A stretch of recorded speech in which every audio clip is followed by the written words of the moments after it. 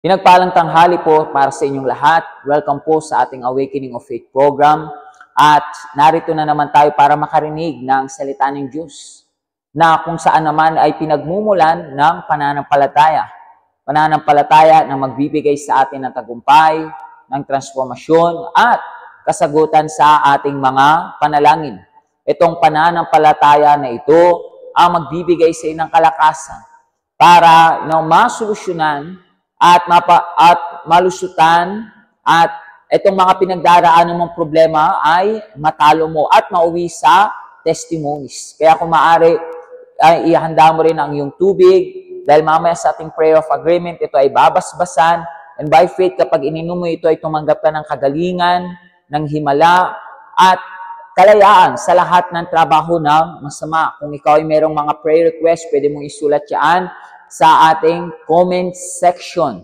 At please, ay i-like ninyo at i-share ninyo ang ating programa. Parang iba naman na nagdurusa at naghihirap ay tumanggap ng pagpapala dahil sa programa na ito. So, pakiusap, i-like at i-share mo na.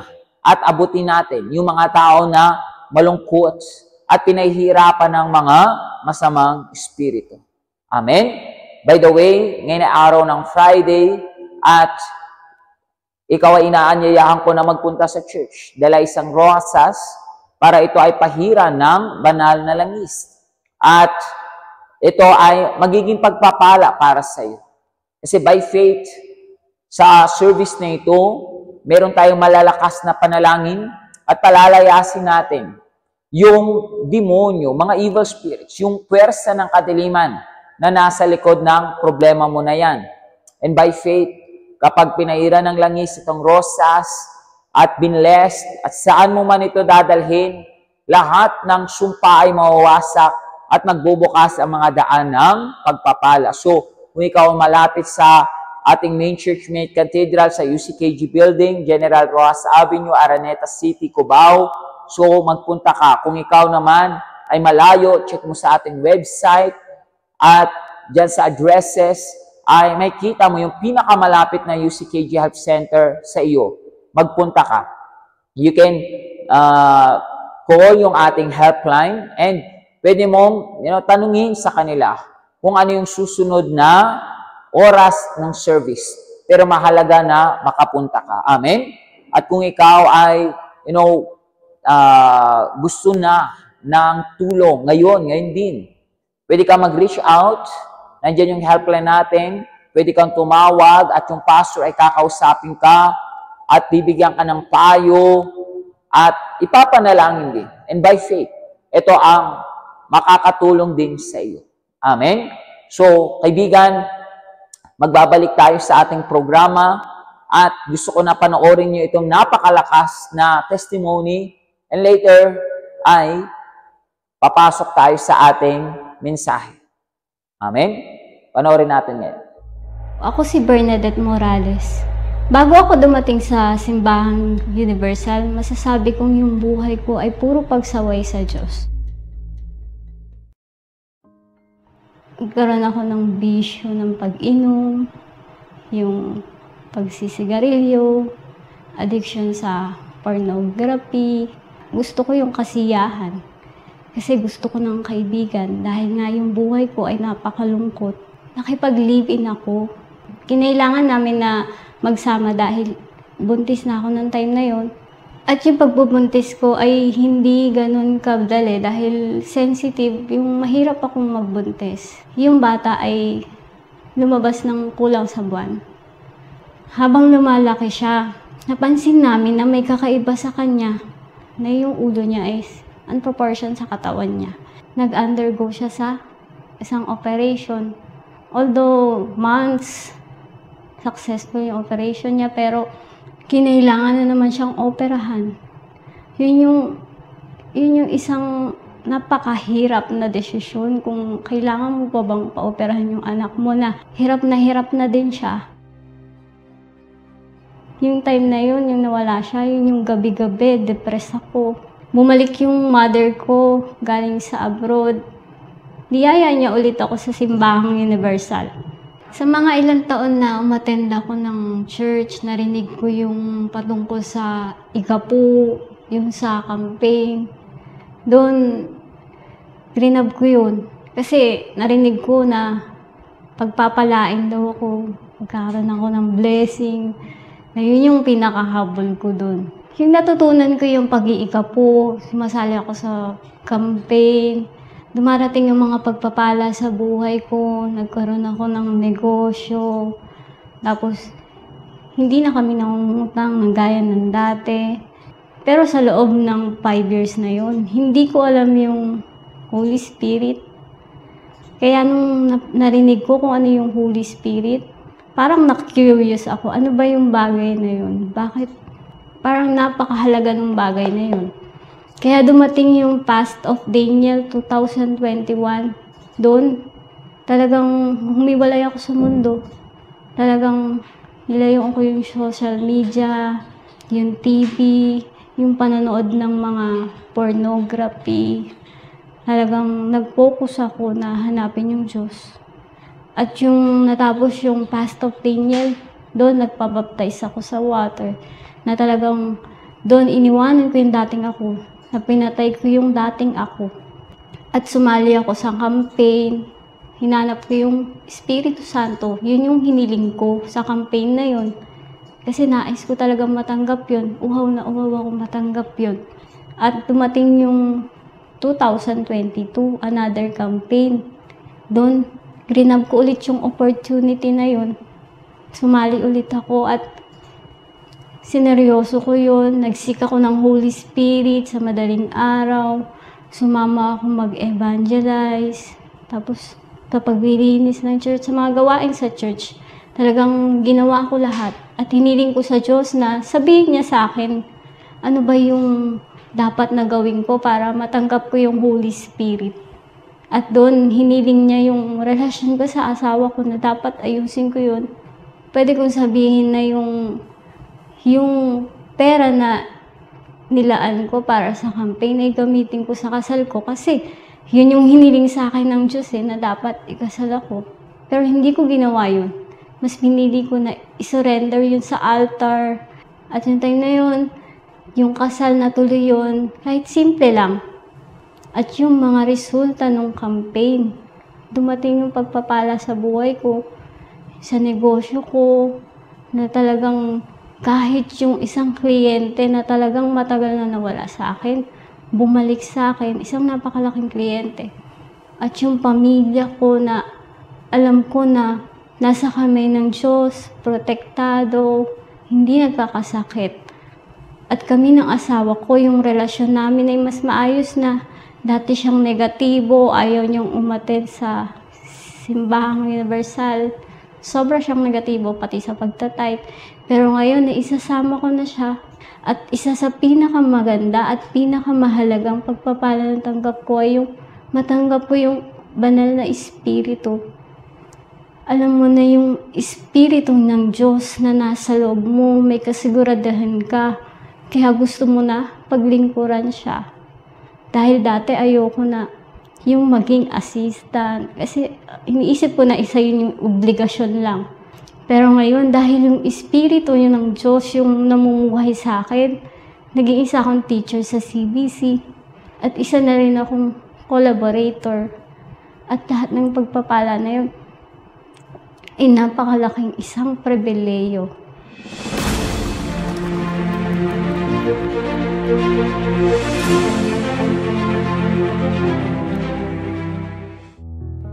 Sa nalalapit na araw ng Pasko, padami ng padami ang mga taong naghahanda para sa selebrasyong ito. Mula sa pagkain hanggang sa regalo, isa itong masaya at busy na panahon. Pero higit pa sa iba pang mga bagay na dapat nating pagtuunan ng pansin ngayong Pasko, ay ang isa sa pinaka-espesyal na aspeto ng ating buhay, ang ating pamilya. Kahit na mayroong mga problema at hindi pagkakaunawaan sa pagitan ng ating mga kapamilya, ang panahong ito ay ginugugol natin kasama nila. Ito ang oras para iayos ang mga issue at magkaisa. tuwing Pasko natin mas pinapakita ang pagpapahalaga sa isa't isa at tayo ay mas nagiging close. Tunay na napaka-importante ng pamilya. Ngayong linggo, December 24, alas 10 ng umaga, magkakaroon ng Family Christmas Gathering. Ikaw at ang iyong buong pamilya ay imbitado. Isa itong malaking pagkakataon para patatagin ang pagkakaisa at ipanalangin ang proteksyon ng buong pamilya. Pagpapalain rin natin ang tinapay na dadalhin mo sa araw na ito. Ngayong December 24, alas 10 ng umaga, dito sa UCKG Headquarters, sa UCKG Building, General Rojas Avenue, Araneta City, Cubao. At sa lahat ng simbahang universal dito sa Pilipinas. Para sa karagdagang impormasyon, maaari mo kaming tawagan o i-message sa aming helpline. Nagbabalik tayo sa ating Awakening of Faith program at narito na naman tayo para matuto sa message ng programa na ito. At ano nga ba ang pag-uusapan natin? Ang pag-uusapan natin ay ang tunay na magpapalaya sa iyo. Yes, sa mundo na ito, dalawa lang. Either ikaw ay malaya or ikaw ay alipin ng masama. So ano ang nais mo para sa iyong buhay? For sure, lahat kayo sasabihin nyo, gusto ko ng kalayaan. Malayo sa lahat ng trabaho ng masama. Gusto ko na napagtatagumpayan yung mga pagsubok, mga problema, mga kahirapan. Gusto ko na ang lahat ng trabaho ng masama na dumarating sa aking buhay ay mapagtagumpayan ko at ako ay magkaroon ng kalayaan mula dito. Lahat yan ay may gusto.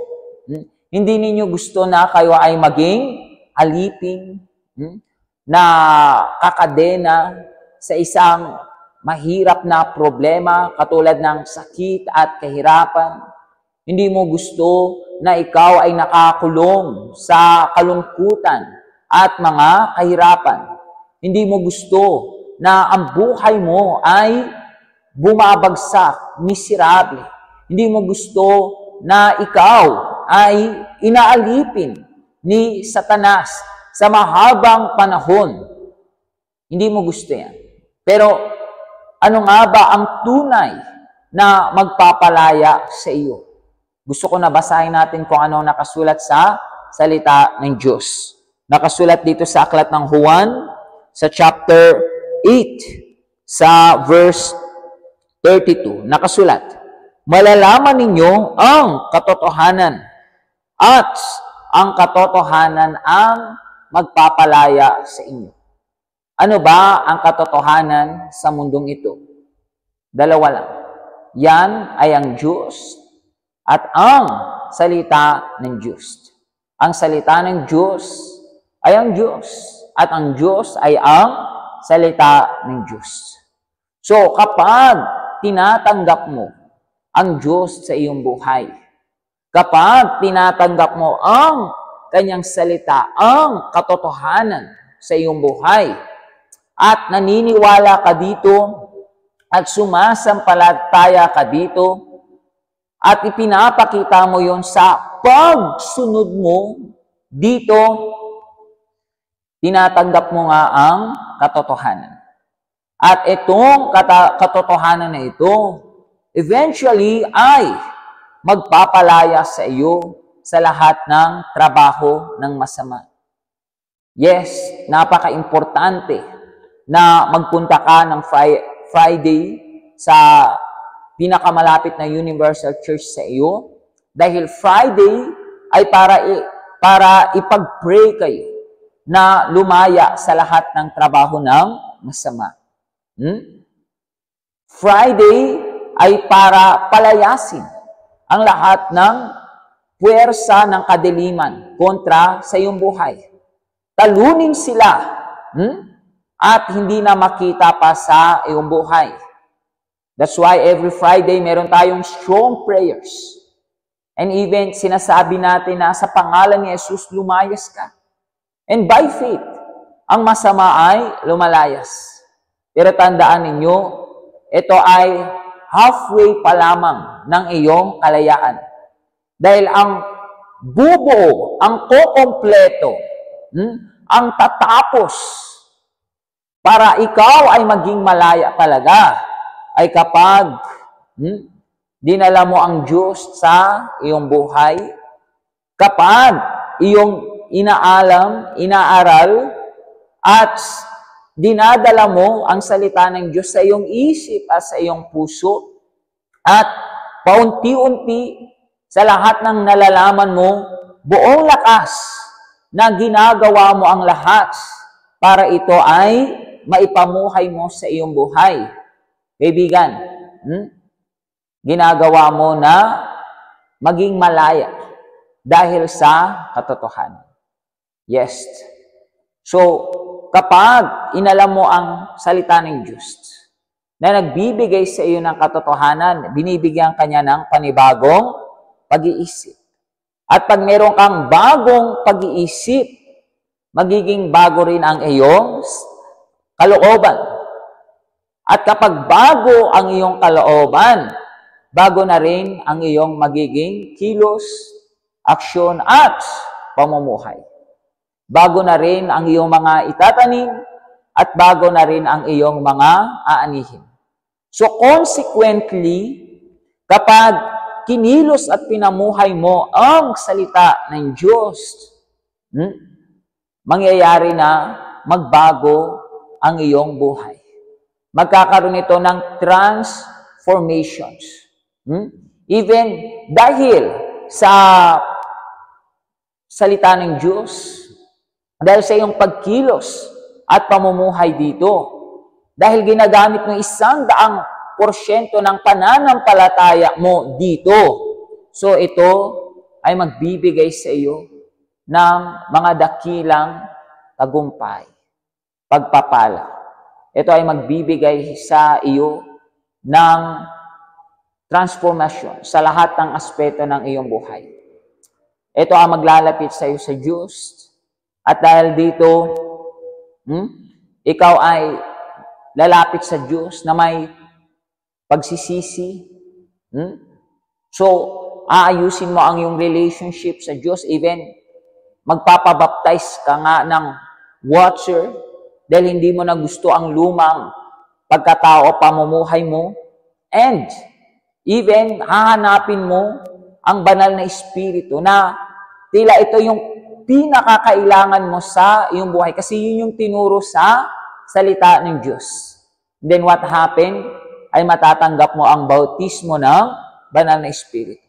At ikaw ay magiging bagong tao. Isang tao na puspos ng Espiritu ng katotohanan, ng Espiritu ng Panginoon Diyos. At nakasulat sa Biblia na ito ang tunay na kalayaan. Amen? Imagine, kapag ang diablo, ang mga demonyo, ang puwersa ng kadiliman, nakita ka, puspos ng banal na Espiritu, ang Espiritu ng katotohanan, hindi sila pwedeng pasukin ka. Hindi pwede sila na magtrabaho sa iyo at talunin ka. Hindi na para sa kanila, kayaning alipinin ka. Dahil diyan, ikaw ay totoong naging malaya na. Amen? Dahil sa katotohanan, hindi ka na katulad ng dati na naniniwala sa kasinungalingan ni Satanas at ng kanyang puwersa. Mga paniniwala na meron ng sanlibutan at ng ibang tao, hindi na. Hindi mo na susundin yung kanilang mga kasinungalingan, yung kanilang mga maling paniniwala na noon ay nagbibigay sa iyo ng mga hindi magandang consequences, nagbibigay sa iyo ng maraming mga problema, kalungkutan, at pagdurusa. So kaibigan, ito ang tunay na magpapalaya sa iyo. Ang katotohanan. Ang katotohanan ay si Jesus. Ang katotohanan ay kapag tinanggap mo ang bautismo ng banal na Espiritu, ang katotohanan ay ang salita ng Diyos. So, mag-stick ka, o ikaw ay talagang gawin ang lahat para itong salita ng Diyos ay maipamuhay mo sa iyong buhay. Kapag ginagawa mo yan, lumalakad ka sa katotohanan. Saan ka man naroon, dala-dala mo ang katotohanan. At kapag nakita sa iyo ng diablo ang spirito ng kasinungalingan, na nasa iyo ang katotohanan, siya ay lalayo. Hindi kanya kakayanin. Siya ay, susubukan niya, but siya ay mawawasak. Hindi kanya pwedeng hawakan. Amen? So, yan ang tatalo sa lahat ng trabaho ng masama. Amen? So, always magbasa ng Bible, always, mag-attend ng service sa church para malaman mo ang salita ng Diyos. Always, tumanggap ka ng mga pangunawa, ng mga bagay patungkol sa salita ng Diyos, patungkol sa Diyos. At kapag ginagawa mo yan, focus ka sa Panginoon Diyos. Focus na sinusunod mo ang kalooban niya. So, tinatanggap mo itong kalayaan sa iyong buhay. Amen? So, ito yung ating mensahe. At ito ay katotohanan. Itong iyong narinig ngayon. So, ipamuhay mo kaagad. At dahil diyan, ito ay magbibigay sa iyo ng mga dakilang pagpapala mula sa Diyos. At higit sa lahat, ang kanyang pagliligtas. Amen? So ngayon, tumungo na tayo sa ating prayer of agreement. Hawakan mo ang tubig at gawin natin ito. Pagpalain kayong lahat ng Diyos hanggang sa muli. This is the moment of prayer. Please prepare your bottle of water, your glass of water, and let's talk to God. Panginoon Jesus, together with these people, we unite in faith to pray, to ask you, my God, in this very moment, the help. There are people right now joining us who are suffering with diseases, people who are suffering with depression, with insomnia, problems in the family, people who need direction, need your guidance. My God, you are the God of impossible. There is no impossible to you. So let the miracle to take place. Let, my God, the miracle to happen right now in the lives of those who are joining this prayer with their faith.